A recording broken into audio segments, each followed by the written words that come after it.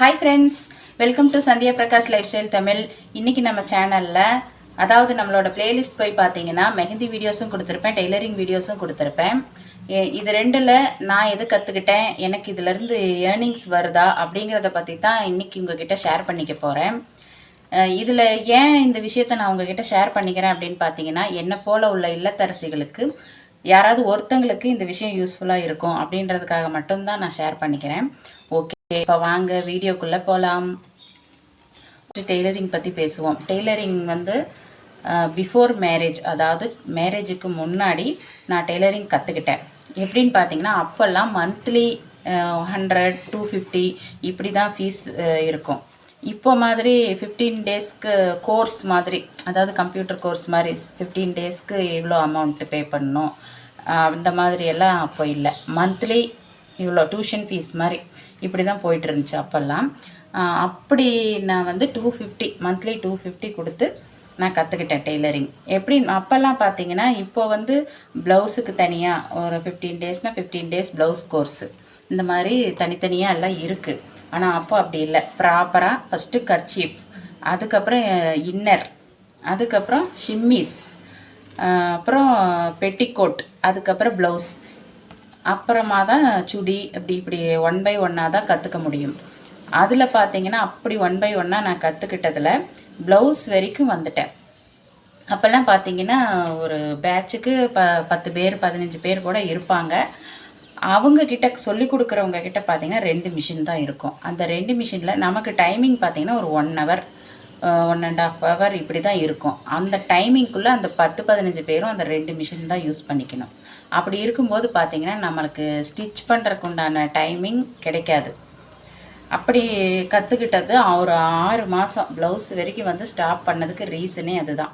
ஏன்னா வீட்டில் மிஷின் வாங்கிட்டு அடுத்தது கண்டினியூ பண்ணுங்கன்னு அவங்களே சொல்லிவிடுவாங்க. ப்ளவுஸு வந்தப்புறம் நம்ம வந்து வீட்டில் சொல்லும்போது நீயே டைம் பாஸ்க்காக தான் போய் கற்றுக்கிற, எதுக்கு அப்படின்ற மாதிரி அப்படியே அது ட்ராப் ஆயிடுச்சு. மிஷின் வாங்காததால் அப்படியே ட்ராப் பண்ணிட்டேன். அதுக்கப்புறம் கொஞ்ச நாள் விட்டு மேரேஜ்.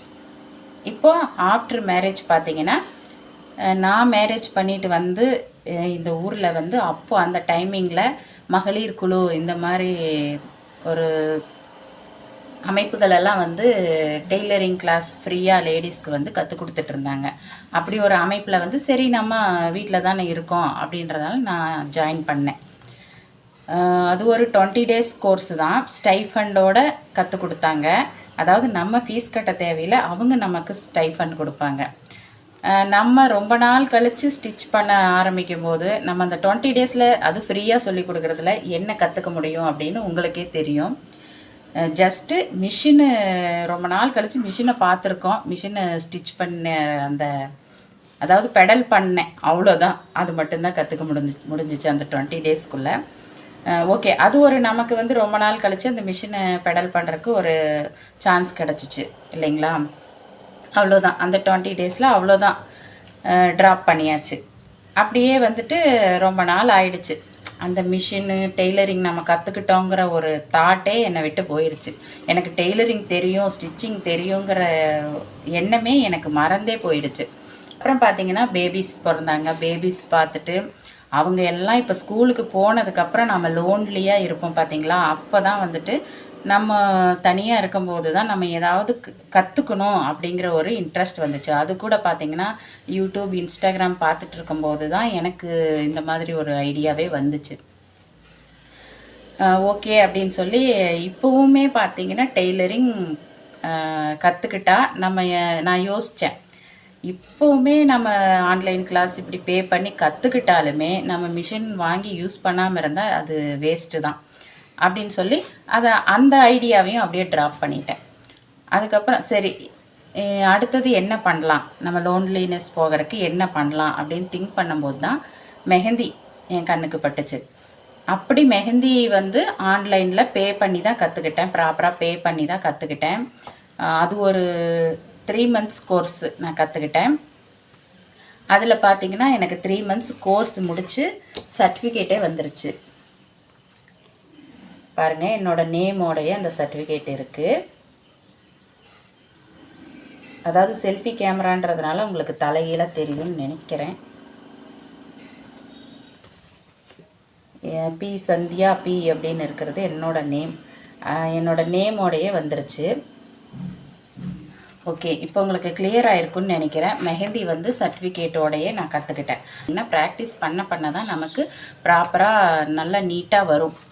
ஓகேங்களா? அதுக்கப்புறம் மறுபடியும் அந்த மெஹந்தியில் ஏதாச்சும் நம்ம ட்ரை பண்ணலாம் அப்படின்னு சொல்லி நமக்கு தெரிஞ்சவங்க ஒரு அக்கம் பக்கத்தில் இருக்கிறவங்க கிட்ட மட்டும் நான் சொல்லி வச்சேன். எதுவுமே பார்த்திங்கன்னா பிகினிங் ஸ்டேஜில் நம்மக்கிட்ட வரமாட்டாங்க. இவங்க பிகினர் அப்படின்னு சொல்லி நம்மக்கிட்ட வரமாட்டாங்க.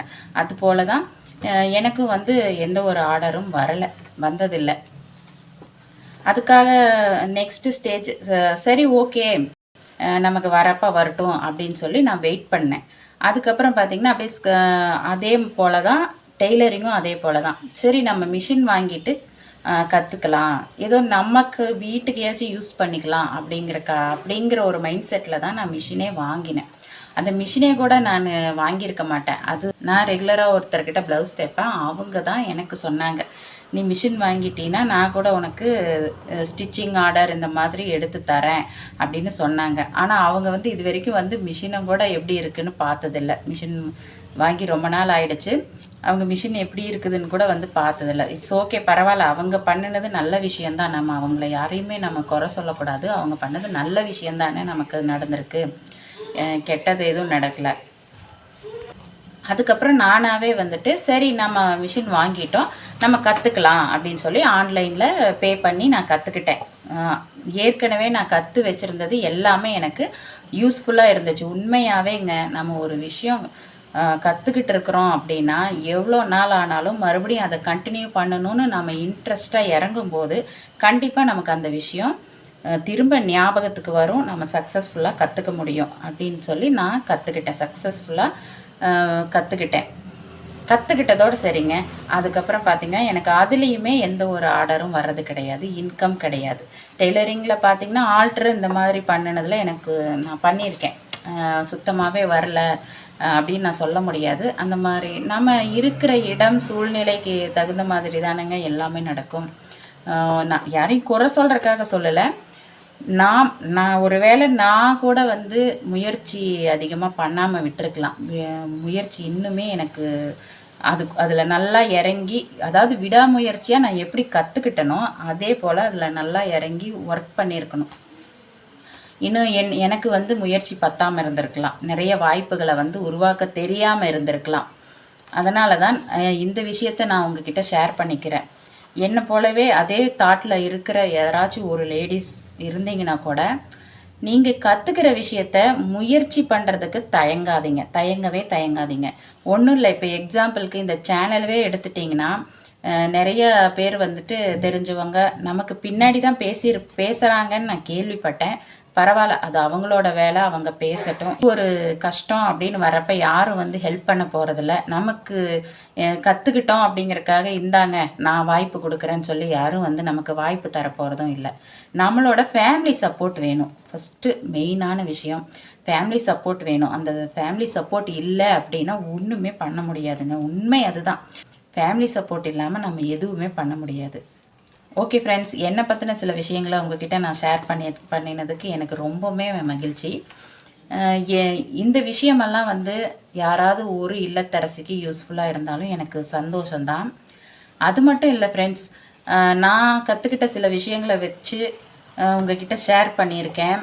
எனக்கு சப்போர்ட் பண்ணுற விதமாக என்னோடய சேனல் மென்மேலும் வளரணும் அப்படின்னு நினைக்கிறவங்க கண்டிப்பாக நம்ம சேனலில் இருக்கிற பிளேலிஸ்ட் விசிட் பண்ணி பாருங்கள்.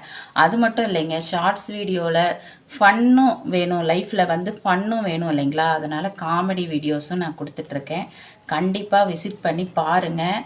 உங்களோட சப்போர்ட் எனக்கு மென்மேலும் வளரணும், சேனல் வளரணும்னு நினைக்கிறவங்க கண்டிப்பாக உங்களோட சப்போர்ட் கொடுங்க. நான் இவ்வளோ நாள் எடுத்த முயற்சிகளில் எதுலேயுமே இப்போ நான் இவ்வளோ நேரம் சொன்ன விஷயத்துலேருந்து உங்களுக்கு புரிஞ்சிருக்கும்.